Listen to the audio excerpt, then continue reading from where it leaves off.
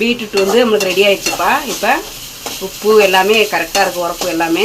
இப்போ வந்து அடுப்பு அமர்த்திடுவோம். இப்போ இங்கிட்டு குழம்பு நம்மளுக்கு எந்த அளவுக்கு இருக்குன்னு பார்ப்போம்.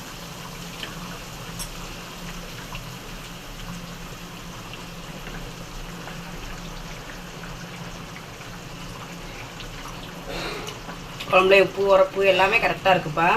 பச்சை புளி குழம்புல தேங்காய் ஊற்றாமல் தான் வச்சுருக்கோம். இது ரெடி ஆயிடுச்சு.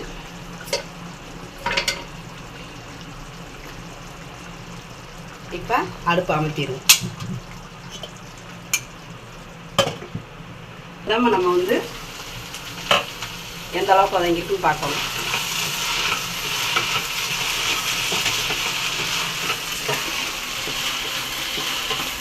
இப்போ வெண்டைக்காயில் வந்து நம்ம உப்பு இருக்கானான்னு செக் பண்ணிக்குவோம். ஏன்னா இதுக்கு உரப்புக்கு வந்து மிளகுத்தூள் தான், மிளகுத்தூள் சீரத்தூள் வேறு எதுவும் நான் போடலை. உப்பு கரெக்டாக இருக்குது. இன்னும் கொஞ்சம் வதங்கணும்ப்பா, வதங்கவும் பார்த்துக்குவோம். இப்போ வெண்டைக்காய் வந்து வதங்கிட்டு இருக்குப்பா. இப்போ வந்துப்பா ஒரு ஸ்பூன் வந்து மிளகுத்தூள் போடுறோம். இதுக்கு தேவையான உரப்பு.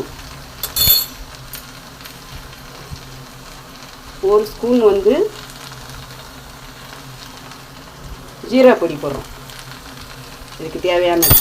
இப்போ நம்ம வேறு உரப்பே போடலை. அந்த வெண்டைக்காய் பொரியலுக்கு ஜீரகப்பொடி மிளகுத்தூள் தான் போட்டிருக்கோம்.